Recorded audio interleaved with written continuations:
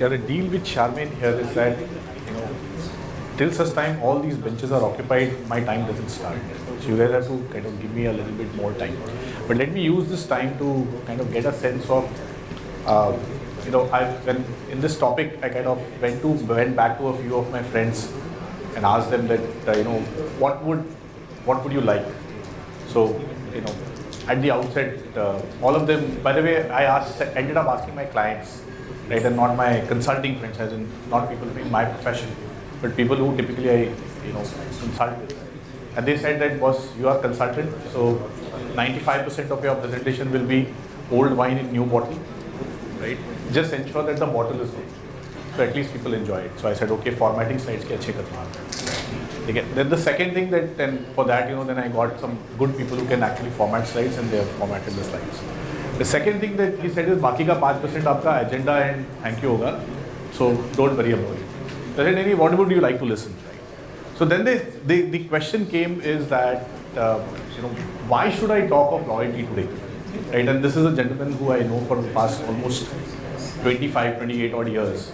And we were in the same room when almost 3 decades back, we for the first time registered that there is something called as customer loyalty.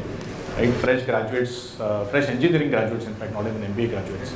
And we were that time employed by a brand that used to hold 44-45% market share in its category. And we were people who were going back as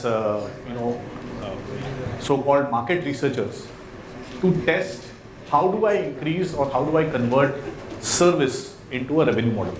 Because we used to give service for the refrigerator brand.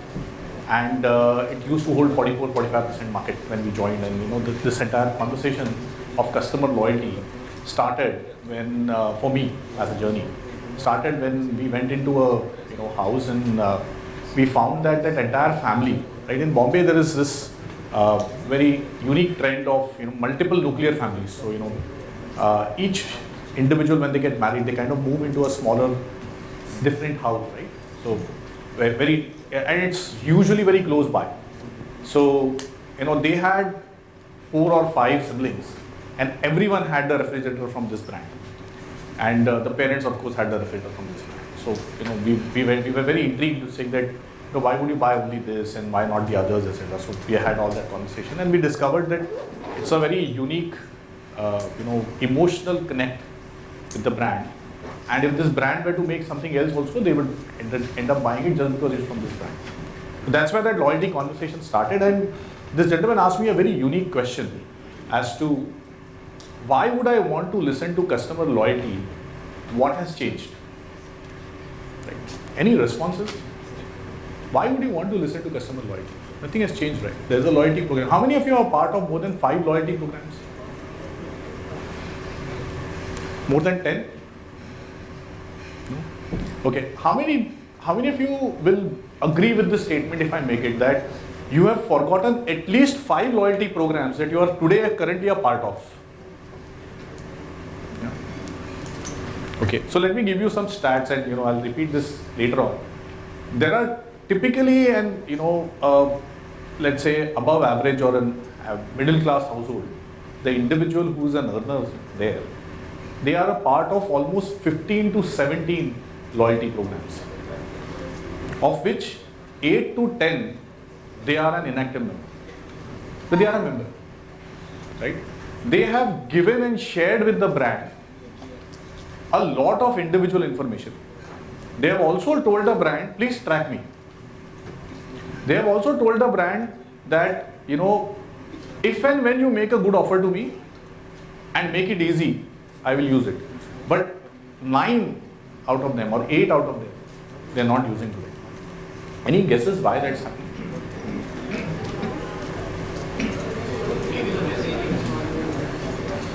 Messaging is not right, absolutely. That's one very, very clear and very, very big issue. Sorry? Less interaction? Okay, say more. Overdose. Clutter? No, clutter is different. Clutter is saying that I get 5 different messages, not from the same brand, but. Are you saying clutter or are you saying overdose? Clutter.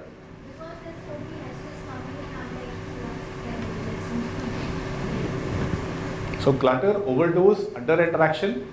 Rewards not being meaningful. I don't get something significant. I don't get something significant. Any other thoughts? Maybe the kind of questions or messages that we get, it may not be relevant at that point in time. And on the contrary, getting some whatever this percentage or whatever they are getting, at the point of purchase becomes more meaningful. Like I get everyday wishes, 100 points has to credit to your wallet, but I don't want to buy right now. But on the contrary, when I'm buying, that time if you give me 50 rupees now, that means more. Awesome. Awesome. I'm going to come back to you, ma'am, on this point. Yeah. I feel they have just bought the loyalty program at that particular moment. It was sold to them, but they were actually not that brand loyal. They are not brand loyal? Yeah. Oh, super awesome. Super awesome. I'm going to come back to you, sir, as well. Please, Not ma'am. intriguing enough to keep coming back and purchasing. Yeah, is the value? Are you talking of the value proposition, or are you talking of the loyalty program itself not reaching out? The loyalty program must be taken at time of purchase, but the offers or whatever, the reward points are not intriguing enough as in the lifetime purchase cycle. You're saying the value proposition, what I'm getting in return is not good enough. Yeah. Is that fair? Okay. I think once the customer has goes for the loyalty program, there is the brand assumes that it's a lifelong gift that they have bought, and they would not, understand the customer's behavior. They would not bother to, do the predictive analysis of his journey, what he wants. There is not enough analysis and enough communication or the strategy being created or segmentation being done. So brand is not really treating the customer in a way in which they want to be treated, despite declaring that they are a loyal customer. Excellent point. Excellent. I think it's also because customers have a lot of options. Loyalty is a function of being with one brand, but obviously if I have a lot of options, which is giving me similar reward points, and why would I be loyal to one? Beautiful. I am good. Sorry, go ahead. I think, it is my personal view that it's become sort of imperative today for any brand. Even if it's a S or just an example, that has a particular to have a loyalty program. But, customers have hierarchy of needs. For example, if I travel, air travel, like loyalty program, you want. And if I have an option, convert my points into that. Maybe that's more meaningful than to have something with every single brand and engage with them. Internationally, there are options. I think in India there was a aggregator. Attempts. Yep. Having said which, do I necessarily want next time I go and cut maybe by increasing volume of hair or whatever? How would I really does that loyalty program? There's just too many. It becomes like sort of a check. So, variety seeking plus, is it really going to drive purchase behavior is the big question that you are asking. And maybe it should drive purchase behavior across categories because, I have a big wallet and I allocate my wallet in a different way. Please. So most of the loyalty programs are cost driven. I mean, you buy second time, I'll give you some discount. And not every purchase decision making revolves Is around cost cost for a driven. customer. Beautiful. That's why probably most of the loyalty programs go. So, I'm going to use, one of Fjord's life trends. I think this kind of, I'm sure you would have seen this. If you have not got the opportunity to see the 2023 ones, I would strongly urge you to kind of read that, right? This basically, every year it reports on what's the trends and how are people feeling. And this is not consumer trend per se. This is more about how people are feeling, how they are buying, what's happening, and the relevance to marketeers around that. Right? One of the interesting points this year, February, that they released, was the fact that there is this, trend which is kind of coming up, which is going to reshape all loyalty programs and conversations. So they talk of this fact that in the pandemic world, we actually became part of communities. We had the time. We then started becoming part of communities that matter to us. Right? And there, to ensure that we don't have people who are not as interested and not as keen, we started stage gating, we started tokenizing. So now there is this new trend. You are a part of an exclusive community.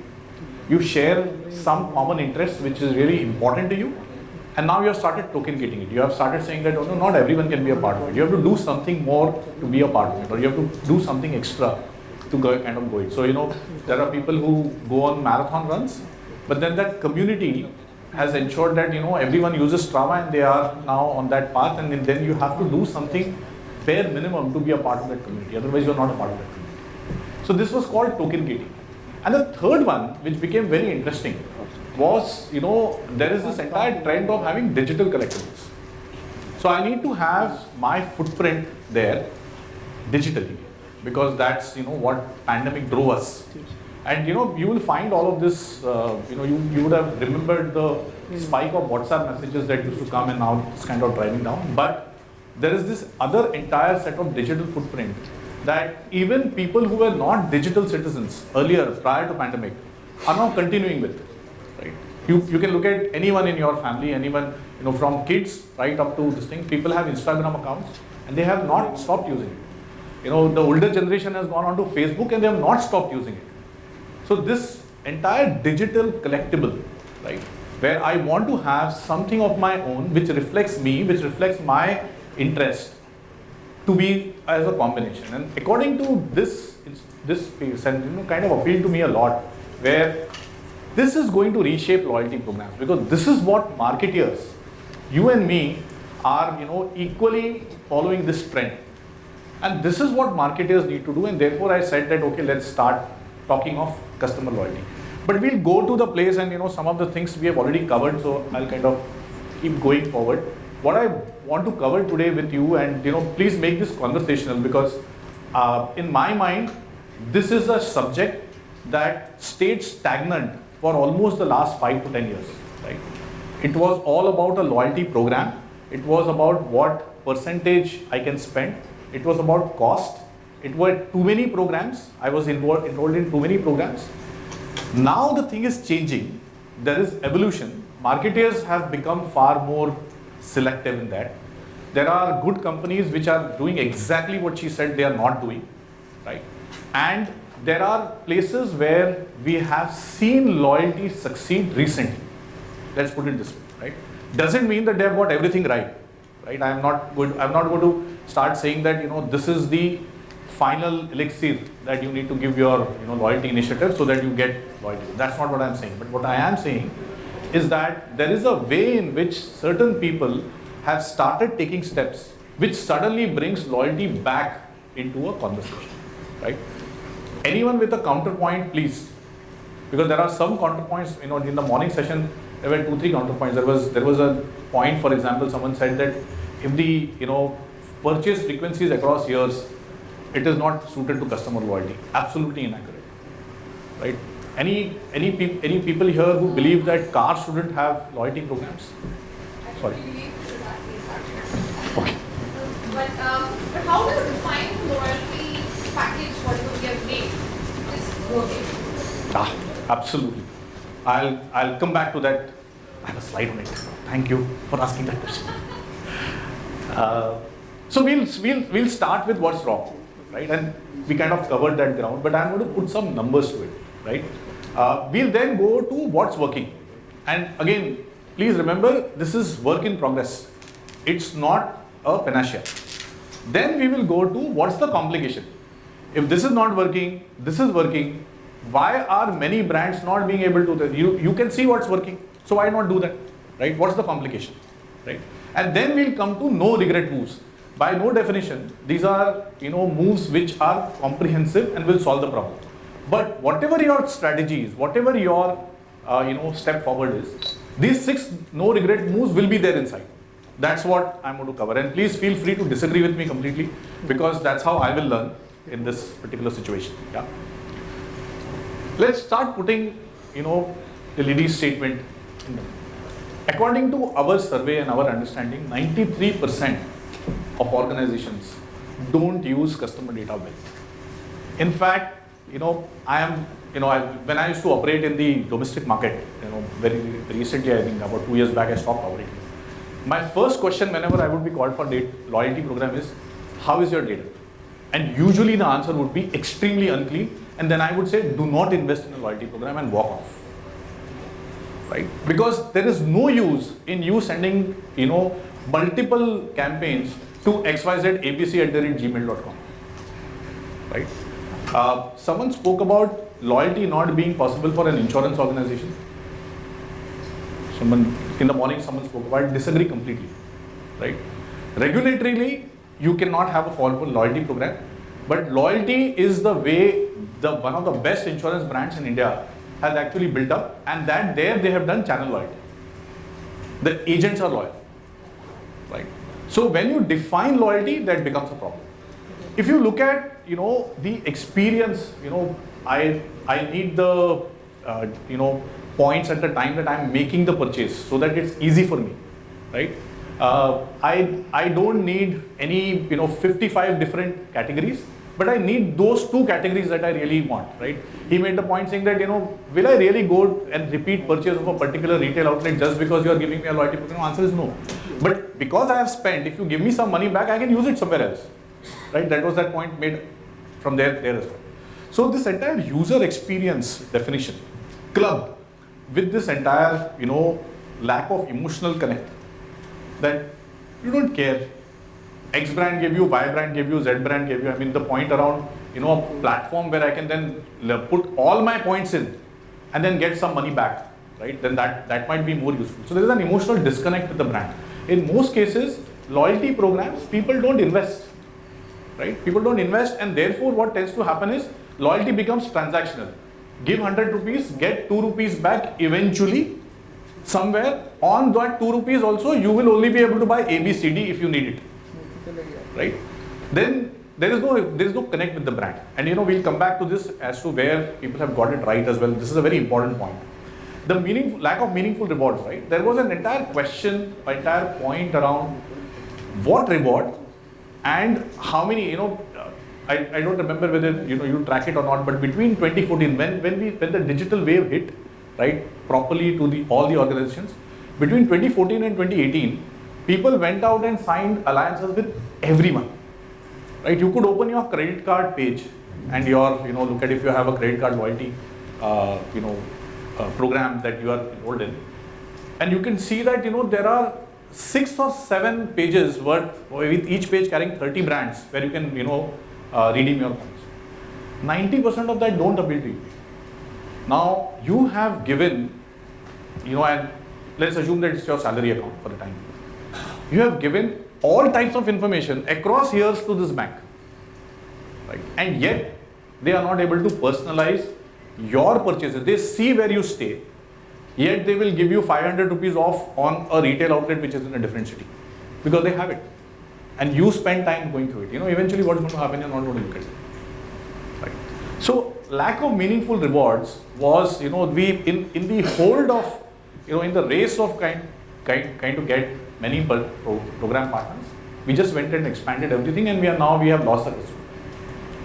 The earn velocity, right? This becomes very important in especially if it's repeat purchase. If you are buying fuel again and again, then you want to have a particular earn velocity. You need to have that transaction versus if you are buying a house, right? Because now you want to buy a house only after 10, 12 odd years, right? And that's also maybe, right? Then what do you do with the house versus a refrigerator versus a car versus a TV, or something which you are going to buy again and again, maybe apparel, maybe shoes, right? Maybe other wearables. So the earn velocity has to be category specific, right? The other point, and I think we made that point around, more than half of the programs, and this is a very generous number, right? That only 8 out of 15 programs are inactive. It's actually more, because the inactives definition here is a bit weak, right? That once in a year, at least if you look at the program, that's not a loyalty program, right? For a specific velocity of transaction, it's not a loyalty program. If once in a year you're going back to the brand, where every month you're allocating some spend to that particular category, then it's not an active membership. You're getting my point, right? You can retain points up to once in a year, collect them, and then once, just go out and splurge, right? So let's look at what works. And here what I've done is I've done a combination of what we have done for a client so that I can talk to you a little bit more confidently, and a few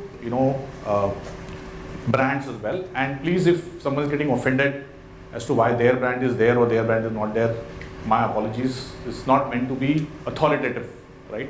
This is just to give you an example, that's all, right? So when you look at this point around, give me that off or give me that discount when I am purchasing, right? You will find that Starbucks has done an awesome job if you are with that mindset, right?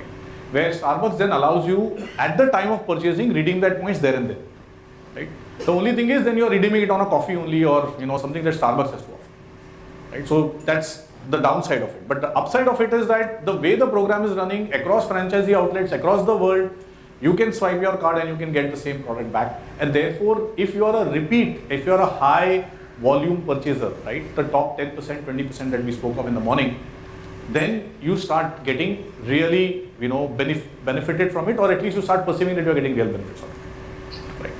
Now, when we looked at that data for one of our companies, and it was a telecom company, but when we started looking at that, we found that their consumers were giving them significant more amount of information across transactions, right?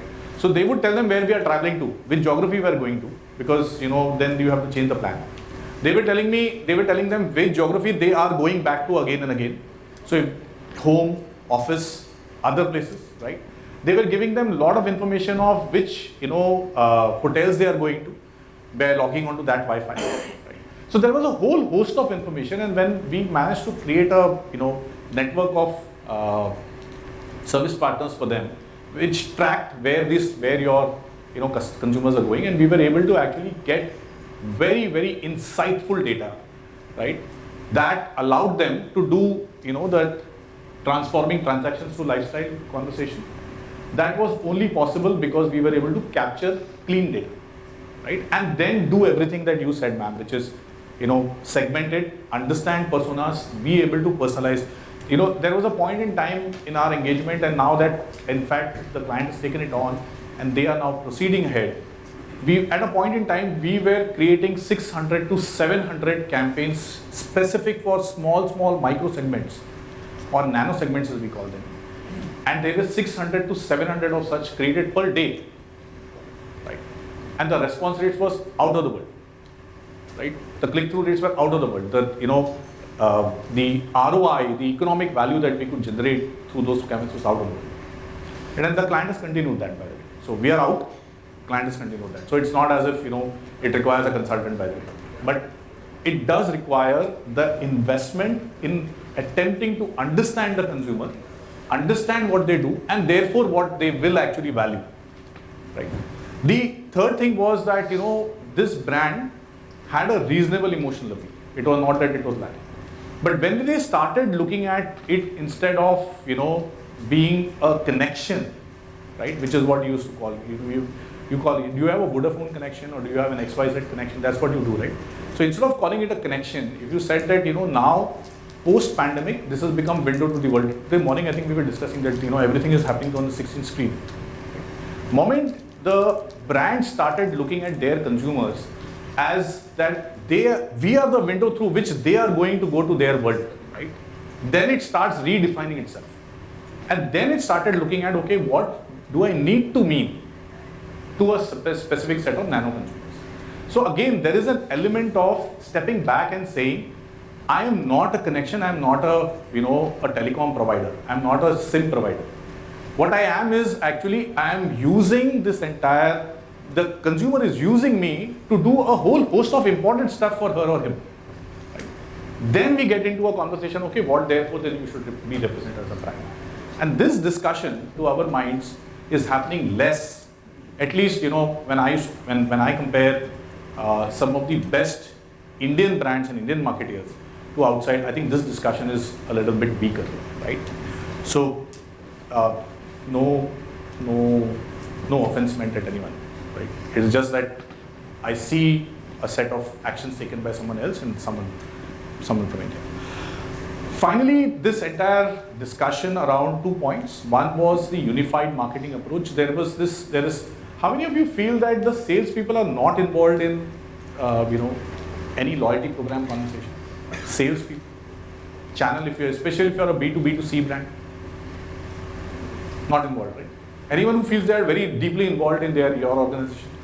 Sales people are deeply involved in a loyalty program. Right? Now, if they are not, then you are missing out, right? And you will find that the best brands which have actually made loyalty a very strong brand, and I'm going to, give out names which you will probably not agree with.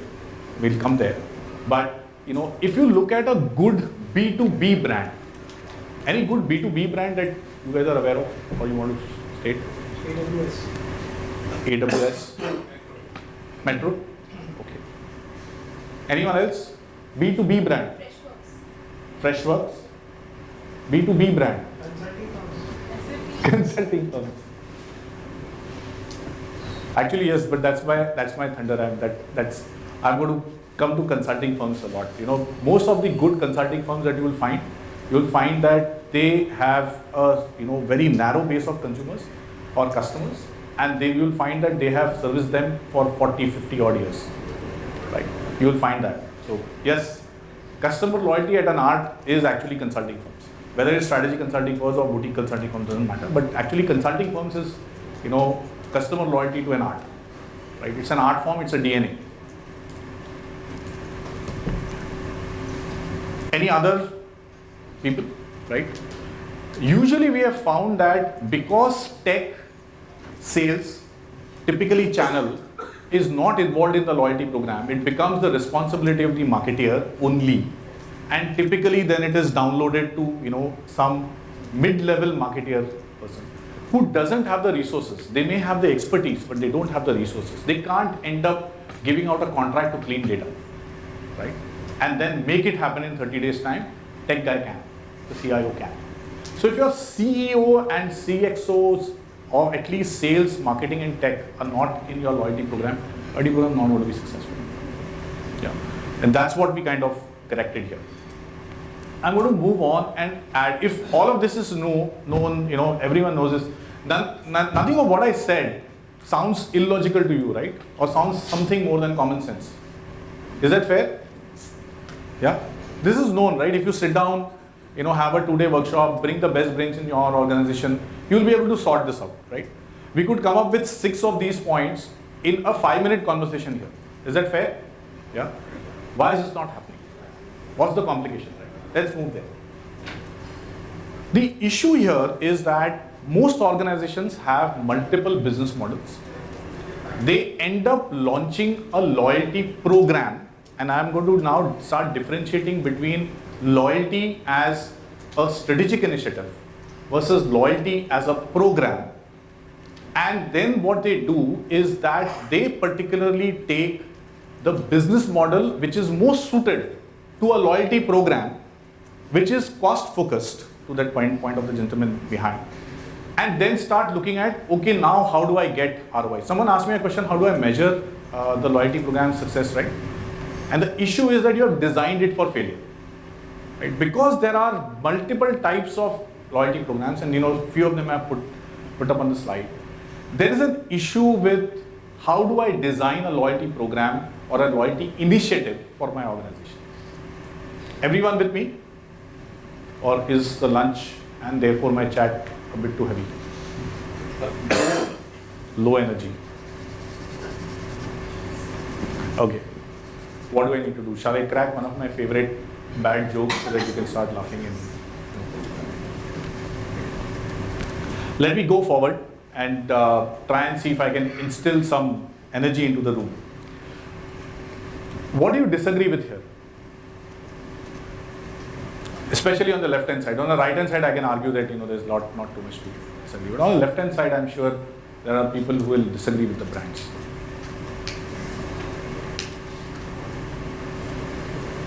Come on, I need participation because the energy level is too low. Someone's just going to doze off now. What is, the loyalty program is for whom? Is it for the organization or is it for the consumer? Consumer. Always the customer. I'm going to be careful. It's not the consumer, it's the customer. So, who should be benefiting? The benefit should be defined from the customer side. Yes. Absolutely. But then how, the same question again, I'm coming back to, how do you define that the customer have which is actually the right hand side for my, I mean, it's because I said that I have a slide. I do have a slide. That's the right hand side, ma'am. If I am able to convert and keep a happy customer, and that's the title, that happy customer keeps coming back, then I will eventually start getting more visits, right? Then spend per visit will go up, right? Then I will start not only associating with one part of the brand, then the other parts of the brand as well, right?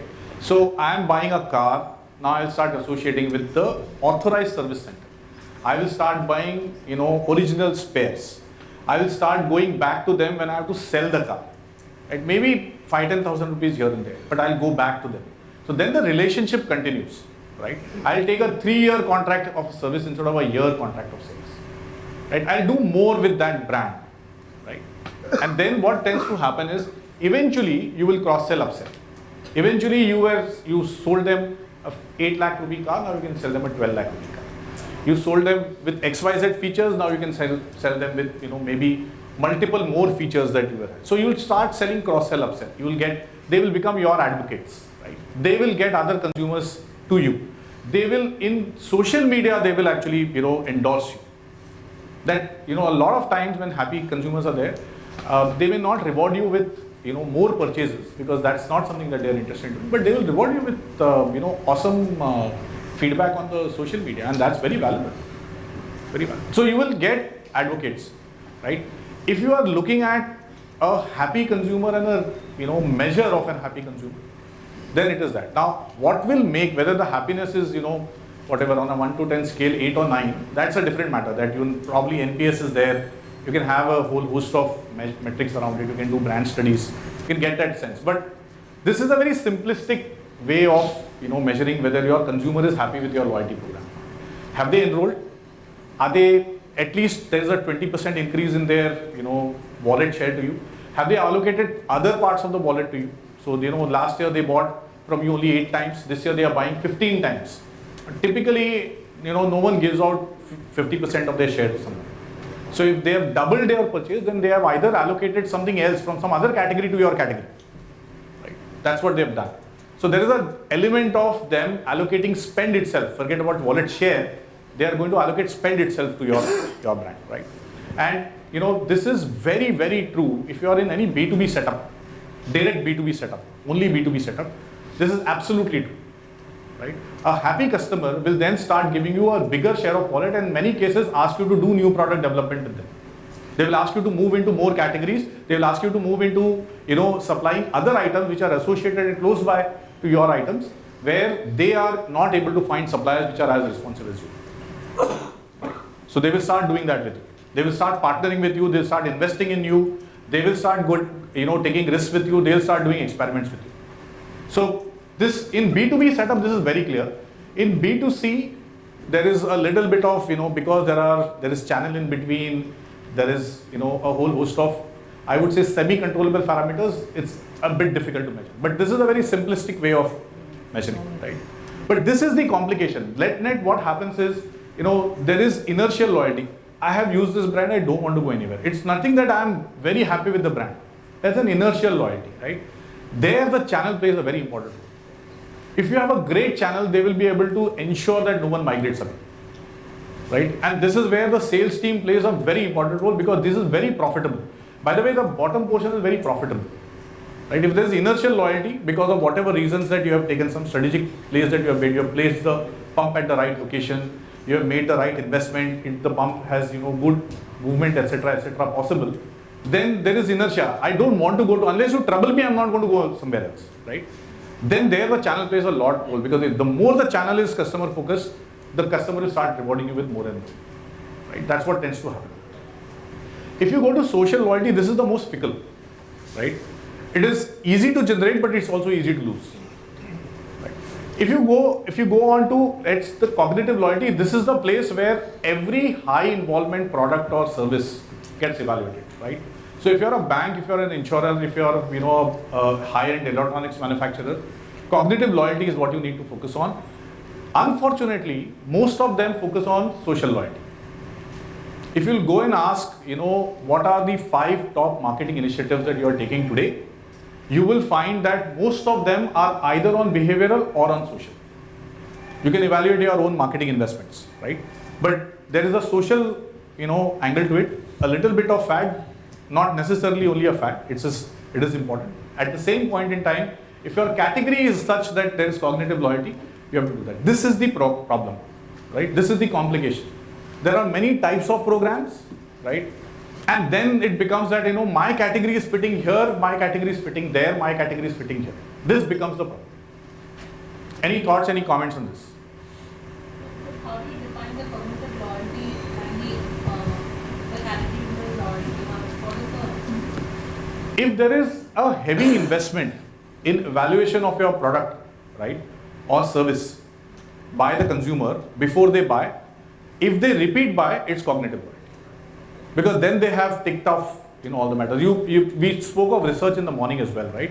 Where if there is a typical, if you have to buy something, I think Vishal spoke of purifier or someone else. I'm sorry, but someone spoke of purifier, and then they go to and they follow I'll do the research, I'll compare the brands, I'll look at the price, I'll look at the etc. etc. Typically, those are cognitive loyalties. If they come back to you, then it's a cognitive loyalty, right? Because they have evaluated, they have found you as a good buy. After using it, they are happy with you, they will come back, right? And most of the big value, high value products, right, they fall in this category. Many times, people have started pushing apparel down to fast moving consumer durables, but wearables actually are more cognitive loyalty than anything else, because they, wearables have a very strong interaction, especially if they are wearables which are for an occasion, and then they come back to this entire conversation that did it really do what it was supposed to do, right? For me as an individual, for me as a brand, as an individual brand, right? So wearables are very strongly in cognitive loyalty, and you will find that many wearable brands are actually investing more in social or an attitude, right? There was a talk of a auto brand selling jackets, right? I'm going to willing to bet a large sum of money that particular category is not profitable for that brand if genuine costing is done, right? So maybe some allocation there, but it's not profitable. Any loyalty program or any loyalty initiative that is not profitable is not good for your brand, because then you don't have the right insight, right? Consumers are happy to pay, and you should invest in only those consumers who are happy to pay to your value proposition. Otherwise, you shouldn't invest in them. Okay, I'm going to keep moving. Is there any other comment or thought? Yes, please. So, just want to give an example. Like, there is an ICICI card, right? Like, what they do, Amazon Pay का link रहता है कि use करने में कुछ ना कुछ मिलता है points. Yeah, most cards are like that. But go ahead, please. Yeah, and then on another side, I also see Google Pay. Whenever we are doing some transactions, Yeah, they are sending some vouchers. Most of them are irrelevant. yeah. And then Amazon is more flexible. Like, we can do a recharge, we can do grocery and more things. So, how do we generate more flexible options as a brand? You have to kind of look at, and going to be one of my, no regret moves as a point, but the point that lady made, there are multiple types of programs that you can design, right?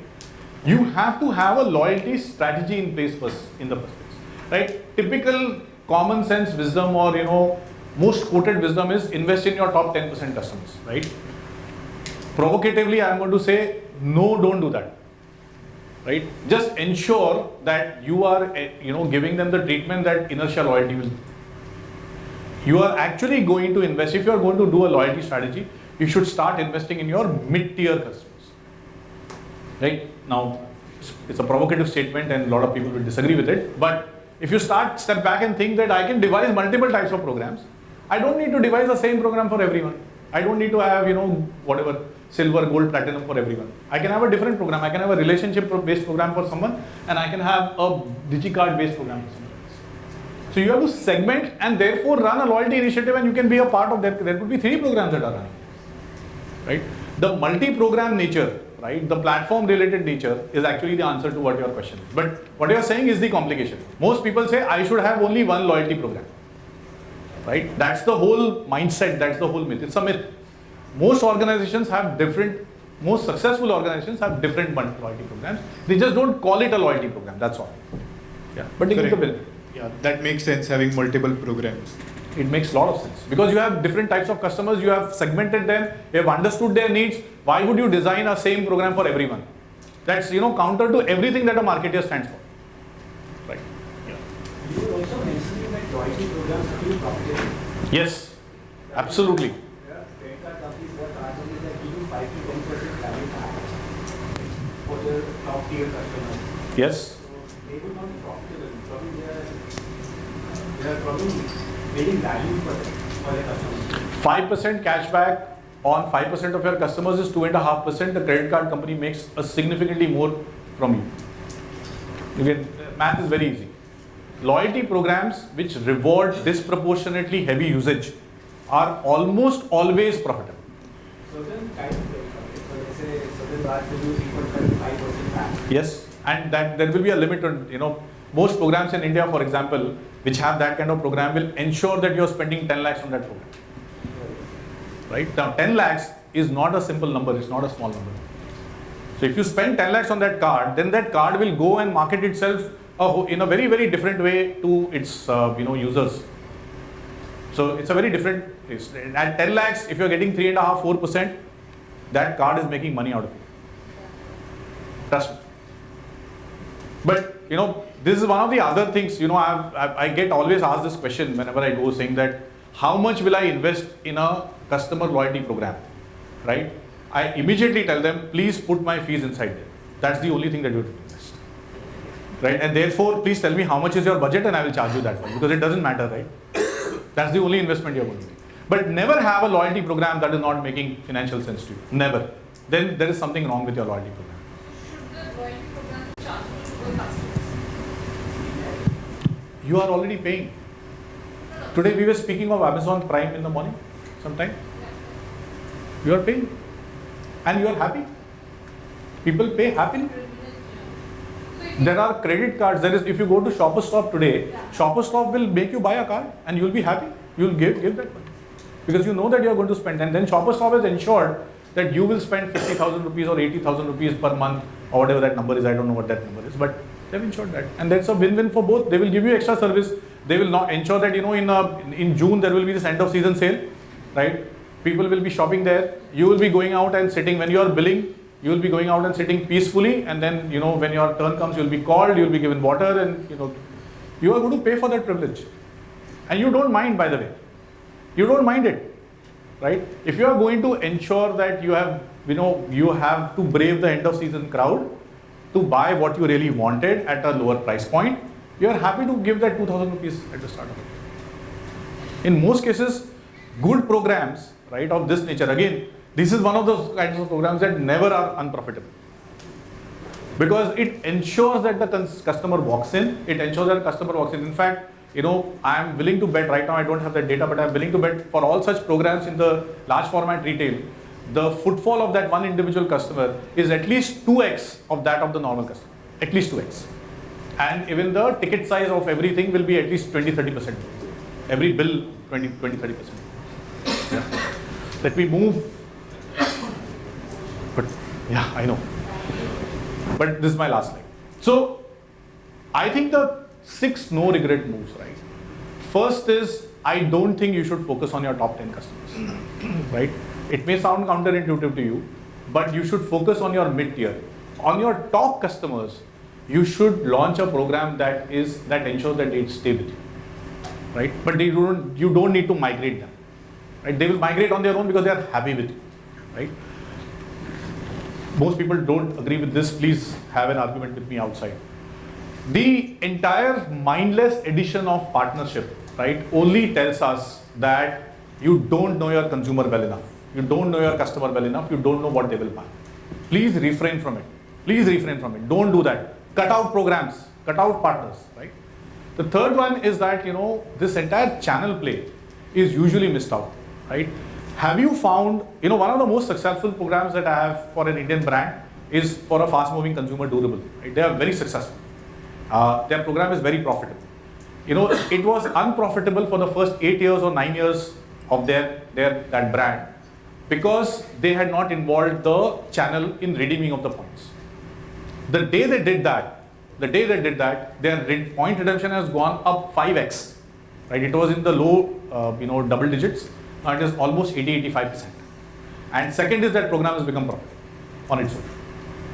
Yeah, it drives more footfall. It ensures that the outlet that they have opened, that outlet by outlet, because it's a franchising model, that outlet is profitable. The entire piece is, if it's only marketing, kill the program now. You are going to make a loss, right? If it's only marketing, kill the program. The entire piece is around, if you are having a standard program of loyalty, kill it. It's an expense, right? Only have a differentiated program. In fact, I'm going to go out on a limb and say only have differentiated programs as a bouquet for your loyalty strategy, right? And finally, if your CEO is not interested and he or she is not looking at the program economics and what the program benefit is, kill the program again. Don't have the program, right? And if you're thinking that I'm being a bit harsh of killing the program, no, I'm not being a harsh. Every cost, every wasteful expenditure you kill, right? If you find something wrong in production, you will kill it. If you find something in sales, unnecessary discount giving, you will kill it. Loyalty is exactly like that. If you don't get economic sense out of it, kill it. Yeah. Finally, if you don't have a loyalty strategy, you are actually losing, because I'm going to link it back. This is the age where loyalty comes back, right? Maybe last 10 or 15 odd years, you could live with a program. Now, because of the post-pandemic effects lingering on and staying and becoming a part and parcel of our lives, this becomes the time when you actually get a loyalty strategy in place, not only a loyalty program, right? That I'm going to end. Any thoughts, any comments, any advice to me? You want me to get off? Thanks. Please.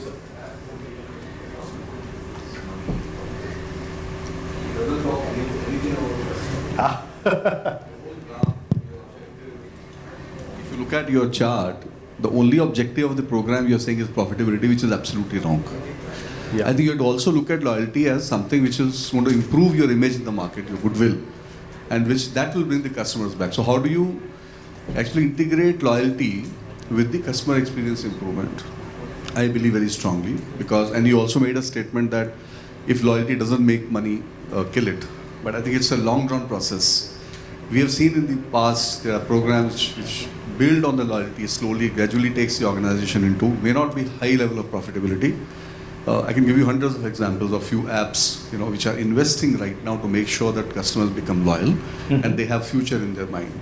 But improving customer experience, giving privileges, I think is also equally important. So I think that should have also found some space in your presentations. It did. I think you came, in the middle. 3 slides that I saw, at least. It did. I don't necessarily disagree with you. That's it. It's just a feedback. No, I don't necessarily disagree with you. However, I do disagree on the profitability point, because there is a case for a loyalty program, not a loyalty strategy, not a loyalty initiative, a loyalty program. What you are speaking of is investment, that's an initiative. It's not a program. But if the loyalty program is not making money year on year, we have seen programs which have not made money for 7 years in India. Right? See, loyalty program not making money also reflect on your product, your services, right? So it is so correlated to other ecosystem of the organization. Not disagree. So may not be always only loyalty is what my. But then that's the point I'm making. But that's the point I'm making, sir. Yeah. That if your product is not good, if your understanding of your consumers is not good, etc. So don't kill the loyalty program. Improve your product. Maybe. But that's a question of sequence. That's a question of sequence. I'll give it to you. Improve the product. Let's say. But that's first you have to do it. Launching a loyalty program is not a good idea. The guy who launched the program, or the lady who launched the program in the first place, launched it ahead of time. Awesome. Thank you. But